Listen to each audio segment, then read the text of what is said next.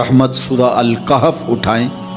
اللہ تعالیٰ نے ایک واقعہ بیان کیا ہے حضرت موسیٰ اور حضرت خضر علیہ السلام کا، کہ حضرت موسیٰ علیہ السلام عزم مصمم کر کے جب چلے تو اللہ فرماتا ہے کہ ہم نے حضرت موسیٰ علیہ السلام کو جس بندے کی نشانی بتائی تھی وہ بندہ ان کو وہاں مل گیا۔ سفید چادر اوڑے حضرت خضر علیہ السلام وہاں لیٹے ہوئے تھے، تو یہ جا کے ان کے پاس کھڑے ہو گئے کہ حضرت میں آپ کی خدمت میں اس لیے آیا ہوں کہ اللہ نے آپ کو جو خصوصی علم عطا کیے ہیں میں ان کو سیکھنے کی غرض سے آپ کی چوکھٹ پہ آیا ہوں۔ کہا تم میرے ساتھ صبر نہیں کر پاؤ گے، معاملے مشکل ہیں، سفر دشوار ہے، منزل کٹھن ہے، اور میرے معاملات ایسے ہیں کہ تم اعتراض کرو گے اس کے بغیر تم رہ نہیں سکتے۔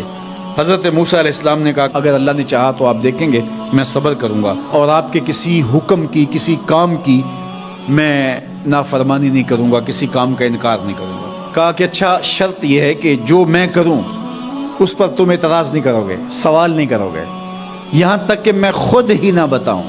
تو کہا کہ یہ شرط ٹھہری، میں کوئی بات نہیں کروں گا۔ فانطلقا، دونوں چل پڑے، دریا کے پار جانا تھا۔ جو کشتی کا مالک تھا، کشتی بان تھا، وہ حضرت خضر علیہ السلام کو جانتا تھا تو اس نے کرایہ بھی نہیں لیا، لیکن جب کشتی پر سوار ہوئے تو عصا مار کے حضرت خضر علیہ السلام نے کشتی کا ایک پھٹا توڑ دیا۔ تو بے ساختہ حضرت موسیٰ علیہ السلام نے کہا آپ نے پھٹا توڑ دیا، یہ سارے ڈوب جائیں؟ کہا میں نے کہا تھا نا تم میرے کاموں پہ صبر نہیں کر پاؤ گے۔ تو حضرت موسیٰ کو یاد آیا، کہا میں بھول گیا تھا، اس پر مواخذہ نہ کیجیے۔ پھر دونوں چل پڑے، بچے کھیل رہے تھے، ایک خوبصورت لڑکا وہ بھی بچوں میں کھیل رہا تھا۔ حضرت خضر آگے بڑھے اور اس کی گردن مروڑ دی، اس کو قتل کر دیا۔ صاحب شریعت تھے حضرت موسیٰ علیہ السلام، نہ رہ سکے، پھر بول پڑے ایک جان کو بغیر کسی جان کے بدلے میں قتل کر دیا، اس نے گوایا کیا تھا ہمارا؟ آپ نے بہت ہی جو ہے وہ غلط کام کیا، یہ کام اچھا نہیں کیا آپ نے۔ کہا میں نے کہا نہیں تھا کہ تم میرے ساتھ صبر نہیں کر پاؤ گے۔ کہا ایک موقع اور دے دیجئے، اب اگر میں نے کوئی اعتراض اٹھایا تو پھر دوبارہ مجھے آپ اپنی صحبت میں نہ رکھیے، عذر تمام ہو جائے گا۔ پھر دونوں چل پڑے، یہاں تک کہ ایک بستی میں دونوں آئے تو آپ نے بستی والوں سے کہا کہ ہم مہمان ہیں، آپ ہماری مہمان نوازی کیجیے، کھانا کھلائیے۔ تو انہوں نے انکار کر دیا، کہا کہ ہم تو آپ کو بلایا نہیں ہے، آپ خود آئے ہیں، آپ اپنے کھانے کا خود انتظام کیجیے۔ گزر رہے تھے گلی سے تو ایک دیوار گرنا چاہ رہی تھی، تو جلدی سے اس دیوار کو مرمت کر دیا۔ کہا حضرت ہم اگر چاہتے تو اس پہ اجر لے سکتے تھے، انہوں نے ہمیں کھانا تک نہیں دیا اور ہم ان کی دیواریں سیدھی کر رہے ہیں۔ کہا اب تمہاری میری جدائی ہو گئی، تم نے یہ بھی اعتراض کر دیا۔ تو انہیں یاد آیا کہ وہ یہ بھی اعتراض ہو گیا، اب میں تمہیں بتاتا ہوں کہ یہ 3 کام میں نے کیوں کیے۔ اللہ اکبر۔ اب سنیے، قرآن ہمیں بتاتا ہے کہ ظاہری علم بھی ہوتا ہے لیکن کوئی باطنی علم بھی ہوتا ہے۔ کہا وہ پہلی بات کشتی والی سنو، یہ 2 مسکین بچوں کی کشتی تھی، ان کے گھر کا چولہا اس کی کمائی سے جلتا تھا۔ دریا کنارے کنارے ایک ظالم بادشاہ رہا تھا جو لوگوں کی کشتیاں چھین رہا تھا، ہم نے تھوڑا سا عیب لگا دیا، وہ ٹوٹی کشتی چھوڑ کے چلا گیا۔ اب وہ تھوڑے سے پیسے لگا کے کشتی مرمت کرا لیں گے، گھر کا چولہا جلتا رہے گا، بتاؤ اچھا کیا یا برا کیا؟ کہا رہی بات اس بچے کی جس کو ہم نے قتل کیا، اس کے ماں باپ مومن تھے، نیک تھے، صالح تھے، بچے نے بڑا ہو کے بہت برا ہونا تھا، ہم نے اس کو قتل کر دیا، اللہ اس کے بدلے ان کو بہتر اولاد دے گا۔ علماء تفسیر نے لکھا ہے اس بچے کے بدلے میں اللہ نے ان والدین کو ایک بیٹی عطا کی جس کی نسل سے 70 نبی پیدا ہوئے۔ دیوار کی کہانی بھی سن لیجئے، یہ شہر کے 2 یتیم بچوں کی دیوار تھی اور اس کے نیچے ان کا خزانہ تھا اور ان کا باپ بڑا نیک تھا۔ خزانہ دیوار کے نیچے ہے، دیوار گرنا چاہ رہی ہے، کسی معمولی دھکے سے گر جاتی۔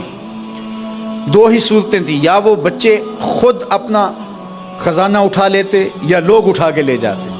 لوگ اٹھا کے لے جاتے پھر بھی ہاتھ میں کچھ نہ آیا، اور اگر وہ خود اٹھا لیتے تو بچے ہیں، بچپنے کی وجہ سے وہ اس کو اڑا دیتے۔ تو ہم نے اس کے اوپر دیوار کھڑی کر دی، جب تک وہ اس قابل نہیں ہو جاتے کہ یہ خزانہ نکال کے اس کو صحیح مصرف پہ لگا سکیں، اتنی دیر تک دیوار گرے گی نہیں۔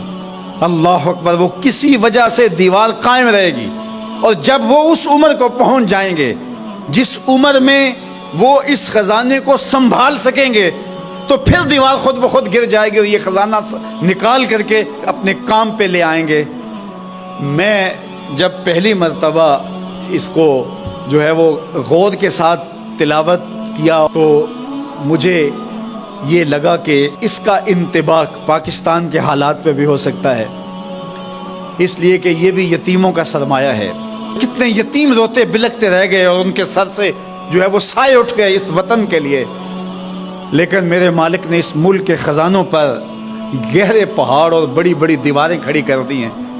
جب تک یہ قوم بلوغت تک نہیں پہنچے گی اتنی دیر تک وہ خزانے ظاہر نہیں ہوں گے، اور جب یہ قوم اپنی بلوغت تک پہنچے گی، شعوری بلوغت، فکری بلوغت، علمی بلوغت، اور رب سے جو وعدہ کیا تھا پاکستان کا مطلب کیا، لا الہ الا اللہ، جب اس بلوغت تک یہ پہنچ جائے گی، اس وعدے کی تکمیل ہوگی، پھر رب دیوار ہٹا دے گا اور پاکستان کو اللہ اتنے خزانے دے گا اور پاکستان ایسا مالا مال ہوگا دنیا دیکھنے آئے گی انشاءاللہ۔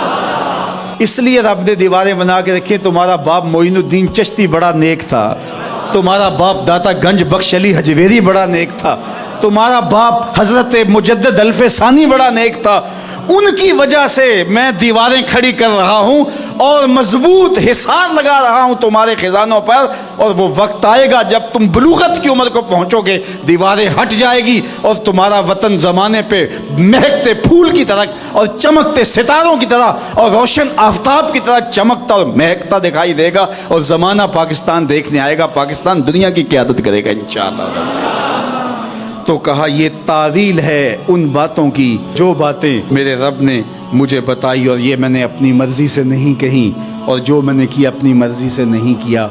تو یہ باطنی باتیں ہیں، شاید یہ باطنی باتوں کے جوش میں یہ بات بھی میں کر گیا۔ وہ کیا کسی نے کہا تھا کہ بھری محفل میں ایک راز کی بات کہہ دی، بڑا بے ادب ہوں سزا چاہتا ہوں۔